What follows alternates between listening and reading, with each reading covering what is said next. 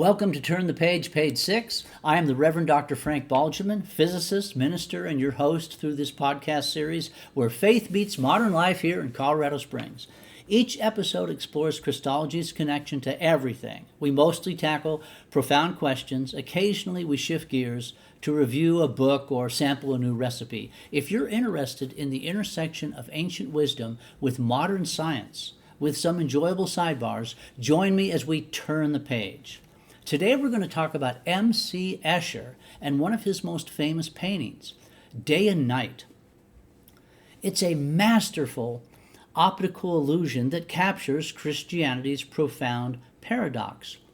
Black and white, good and evil, blending with one another, hanging on the same tree.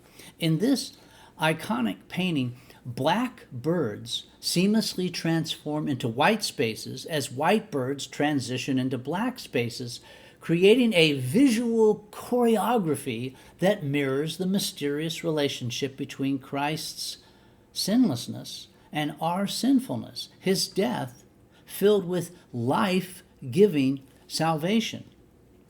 As your eyes trace over the artwork's pattern, you'll find yourself unable to pinpoint exactly where day becomes night. This visual ambiguity reflects the moving threshold between Christ's death and our life, a boundary that becomes increasingly elusive the closer you look and the more you study. In the mystery and incomprehensibility of God's sacredness, opposites don't merely meet, they flow into each other, collide, and synthesize, leaving only God's amazing grace. Death with Jesus on the cross becomes the origin of life, where every ending is transformed into a beginning. The descent into the muddy history of humanity, the descent down into hell, becomes an ascent to the right hand of God the Father. The artwork's pattern of birds flying in opposite directions mirrors how Christ simultaneously descended into hell while ascending to the Father. Heaven and hell are not opposites on the cross, but this is Christ's ladder of divine ascent. And even on Easter morning, you would think that when Jesus rises from the dead and meets those women, he would finally be able to say, "It is finished. I've taken all the bad stuff and killed it. It's been buried. And now I've risen from the grave with the bad stuff remaining dead. Me and all humanity inside of me have left that episode in the rear view mirror. Ladies, go and tell everyone it is finished."